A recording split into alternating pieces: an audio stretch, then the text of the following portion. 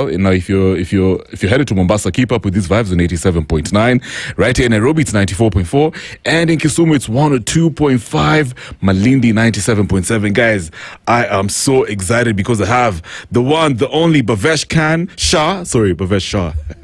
He is the managing director of Economic Industries. Bhavesh, karibu sana. How are you doing? Thank you, Kevin. Yeah. It's great to be on. Correct. Good to see you. Yeah, thank you. So, how was your weekend? It was a nice weekend. Laid back, met up with a few friends. Nice. The wife had gone out with the girls for a girls' weekend. And so it was me and the boys, my Good two stuff. sons. Yeah, the boys always are with the dad. Yeah. I like that. So for folks who don't know you, maybe you can tell us what you do, and then we can get into the conversation. So I am managing director for a stationery manufacturing company. Been running it for the last 16 years. Nice. And so we've done really well, covered the market. And recently in March, we sold it to a strategic partner. Awesome. Yeah. 16 years is a while. You started while you were young, huh? Yes. I like that. Still young. Yeah, obviously still young. We're always young. Yeah. So maybe you can just give us a rundown of your background. Where were you raised? School, that kind of thing. Yeah. So I'm born in Kenya, raised up in Nairobi, studied at Oshwal, then went on to do my university in UK. Stayed there and worked there for about 10 years, almost a decade, and then decided to move back to this beautiful country. Yeah, I like that. Kenya's somebody. Most people have a good story to say about Kenya. It's such an awesome space to be in. So, have you got any hobbies, man? What do you like to do in your free time apart from being with the family? One thing before we get there, right? Yeah. Kenya is something that draws back home. I know, right? When you're abroad, it doesn't feel like you're home. Oh, yeah? And then brought back here. As for hobbies, I love, the outdoors. So as much as when it comes to work and you grind it hard, but on the weekends, sometimes get out of Nairobi, go for some hikes or camping. I love climbing mountains, so I've always got a challenge on that I put out myself for. And right now I'm on track I want to do Mount Meru in Tanzania. That's impressive. And and I like my sports, keeping healthy. And also having some fun with friends. Okay, so now the basis of the conversation this evening is about how to design a successful life. Sure. Most guys are going to get into 2026. They're going to write down the resolutions. You're going to do a lifestyle audit about 2025. I feel like it's been very rough for many folks out there, grinding it out. Maybe some had personal issues in their family, maybe their healthcare, maybe their businesses weren't, so good. They say the economy was a bit volatile. Oh, yeah.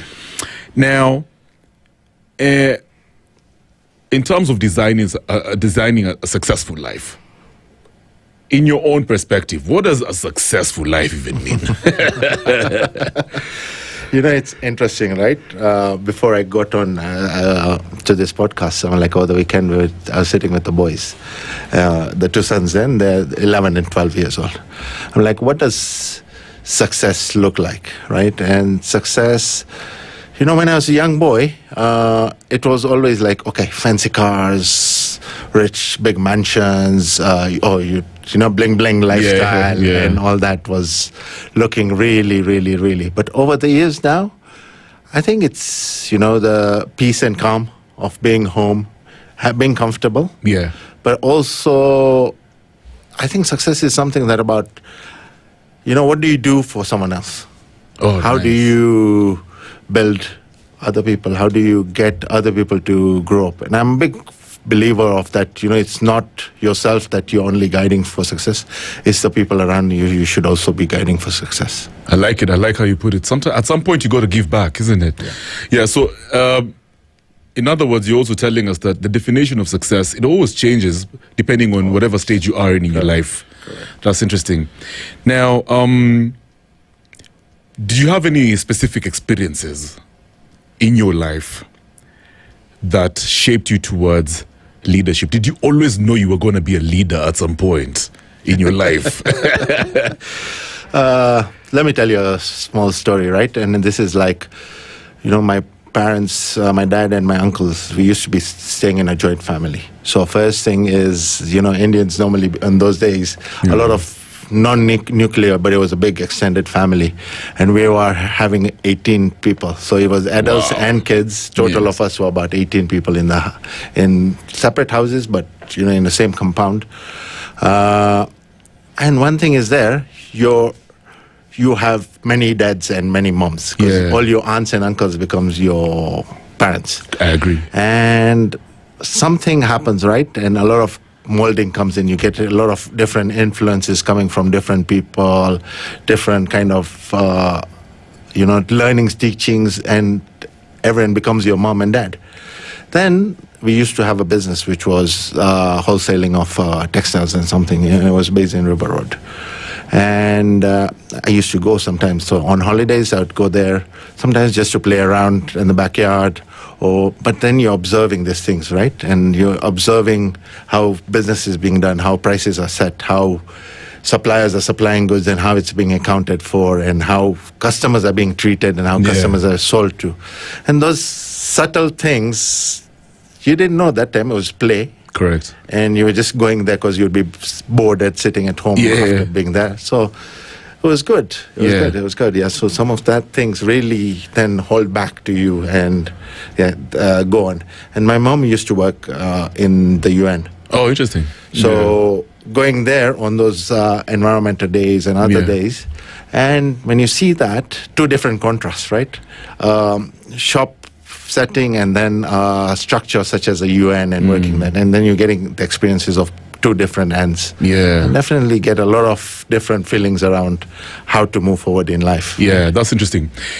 Did you have a mentor when you were young? Because I know you had a lot of influences in your life. Was there a specific person who you isolated and you said, I want to be like mom, or I want to be like dad, or your uncle, or maybe your cousin? I always used to look up from my maternal side. So my mom's brother. My mom's brother was really successful person, and he used to run and senior accounting firm partner, and I always used to look up to him. Yeah. That's interesting. What did you like about him?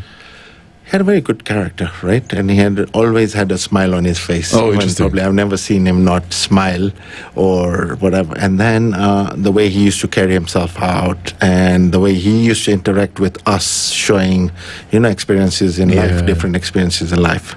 Yeah, I like that.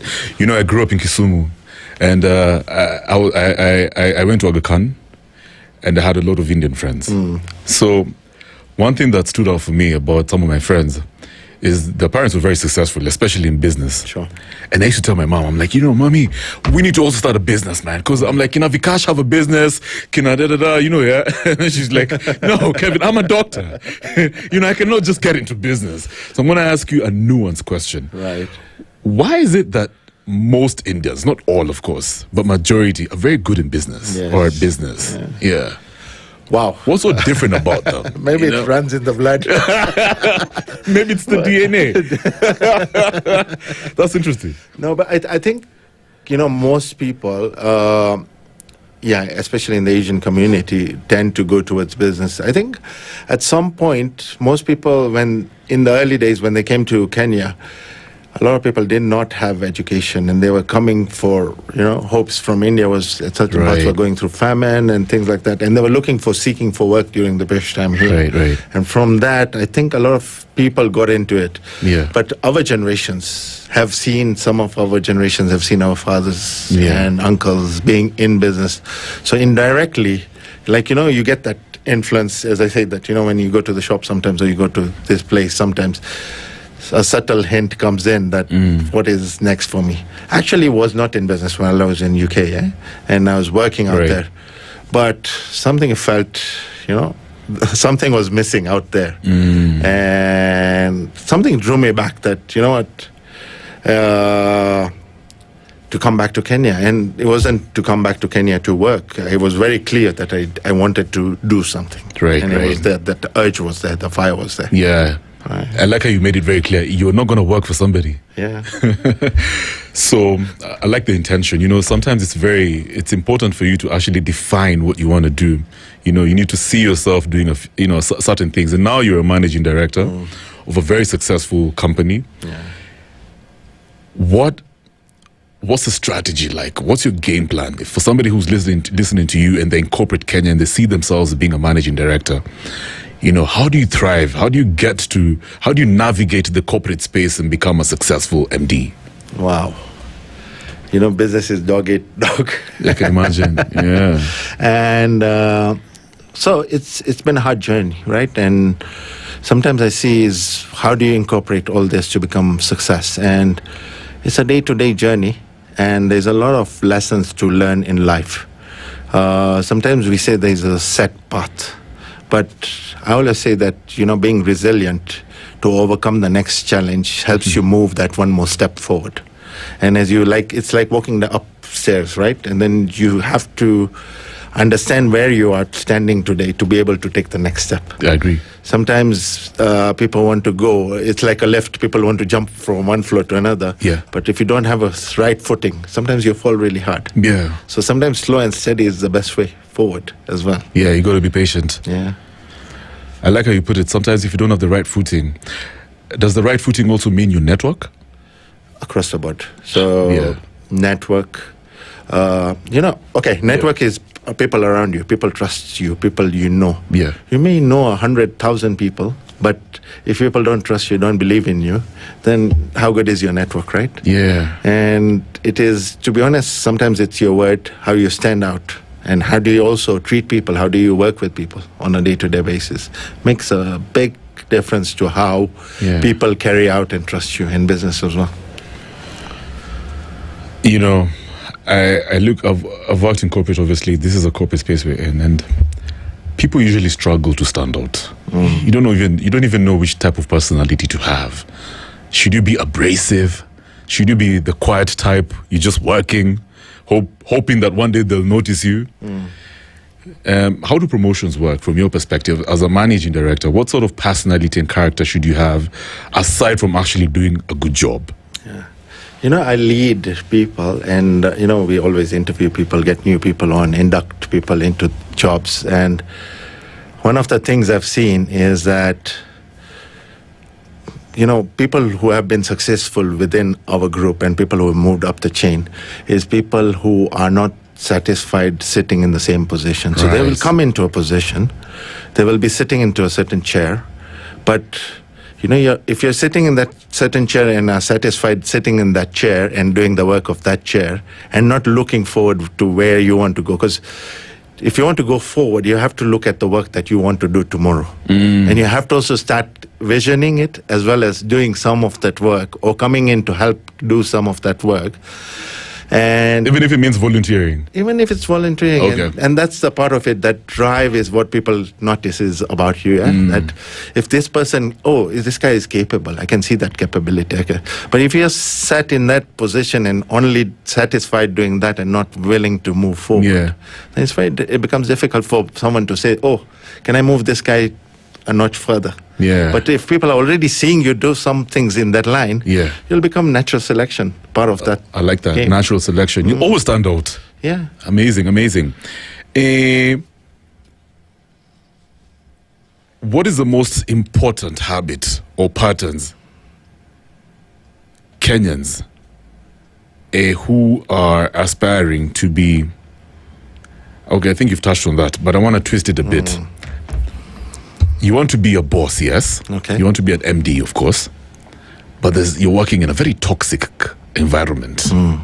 There's too much politics. Some people, apparently they have some sort of favor from the boss. Some people just don't know anyone, but they're very good at what they do. How do you handle all these things? Because I hear people complaining so much about office politics. How do you handle all those things?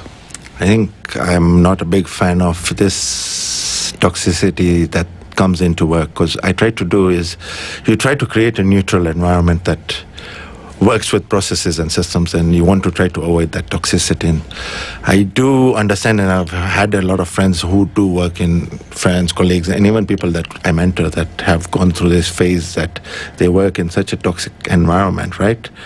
And at some point, some people tend to avoid that and move past it. But somewhere where you can't do it, sometimes you have to move gear and shift, unfortunately. Move companies, yeah? Because, I mean, sometimes you might be the only person out there and the whole environment is against you.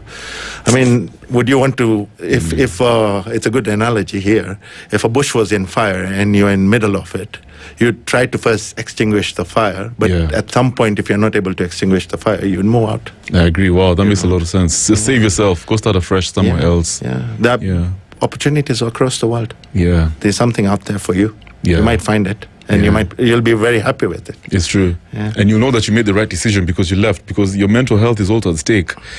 By the way, you mentioned you like to hike. Yeah, I'm also very athletic. I used to play rugby, but nowadays I still go to the gym. How important is it to maintain a physical health? You know, how to have good physical energy, especially with regards to some of your goals in the corporate space, especially as an MD. Why is it important for you to be, you know, strong and energetic and healthy out there? And, you know, I always say this, if you are not on your peak performance, how are you going to carry out the day? How will you execute that day the way it should happen? I mean, you can go end up there, and then if you end up sitting in your chair and then slump down and relax for the day, will the business run itself, or will it move it forward, or whatever position are you in? Are you really giving the value that you should, right? I start my day. We pretty much start the day. Me and the wife go for a 5-kilometer walk every day in the morning. Every day. And that's a must, right? Every day. Every day. Wow. And if you don't manage to do it in the morning, if you've got something early and whatever, then we'll do it in the evening. And that's one thing that we've kept up. I tend to do, weights or resistance exercise once or twice a week. A bit of meditation practices to keep the mental health going safe. And I do also believe in a bit of reflective work, which is journaling or writing down your thoughts and things like that. There's an interesting program that I attended a while back, which really opens up those skills and those, the inner work that you need to do on yourself. Sometimes I hear that, in Kenya, that especially with Kenyan men, tend to want to be macho, strong. But sometimes I think that comes from doing the work yourself. Once you develop yourself, you can be strong in any situation. You can handle whatever comes to you. I like how you said the inner work. It's amazing because it reflects on your work. It actually reflects people who do the work. People who do the exercise. The meditation, the journaling. You can just tell, by how they carry themselves out there, and it reflects on their work, isn't it? Correct. So is that also a factor when somebody wants to work with you? Do you look out for those things? Maybe how they carry themselves? Of course, you do. I mean, initially, maybe, sometimes I see that when you do an interview, it's very short. And you have a half an hour break, half an hour slot or 1 hour slot to know a person. How much would you know of a person, really? You get a CV. How big is the CV? You only get to know a person when you work with them. And sometimes people are sure, composed, and are calm and able to handle tough situations, and then you'll see those people who will panic at the smallest fire. They will be up and running and very panicked. And sometimes you just tell someone, just take a minute. It's not going to go down. Take a minute. Take control of yourself. If you take control of yourself, then you'll be able to handle that situation that's coming through you. Wow, that's amazing. That's amazing. So it is, and then, I work with, as much as we do work and we mentor people at work, you are talking to your friends and you're talking to them. Always I'm advocating for, do the work for yourself. Whatever kind of system you follow, whatever practice you want to do, but do some work for yourself. Do some work for yourself. I heard somebody say you need to work on yourself. You need to work on yourself more than you work on the job. Do you believe that? Oh, yes. I think it's part and parcel of that process, right? That if you work for yourself, if you work on yourself, so one thing I'll give you something, Kevin. I'm always learning. I'm in hunger for more knowledge and more learning. I mean, these walks in the morning, either we'll be talking to each other, me and the wife, or we'll be listening to our own podcast or book or something. And something I'm listening to now is called Founders Podcast. Founders Podcast, okay. And it's on YouTube and Spotify. Amazing knowledge, because this guy goes through some of the books from history, from Dale Carnegie to Rockefeller, right. Even today's Elon Musk's and things like that, and some of the biographies he's going through. And when you hear some of the stories, it's really interesting to see how people used to carry out business or carry themselves in their things, and how people have become successful. And I'm always in search for more knowledge, and it's something that keeps and occupies me, and I like it. I like that. I like how you're always consuming knowledge and learning from other guys out there. Still on working on yourself, still on the physical part, and the energy and that kind of thing. How has it improved yourself, or how has it changed you as a father and as a husband? Wow. I used to be very not involved. I used to be very busy with the work itself, and running companies in itself is a big task, right? I can imagine. Stress and pressure that you carry on yourself and everything. And then, you're managing more than 200 people, so you're handling this problem, handling that problem, handling someone's issue at this. So then you thought you'd be neglecting the family. But I think we did one course from, I don't know if you heard of Sadhguru. Yeah. I did a course called Inner Engineering a while back. Yeah. And there's a meditation practice that comes with it. And it was one of the life-changing things that because that was the first time that I started working on myself.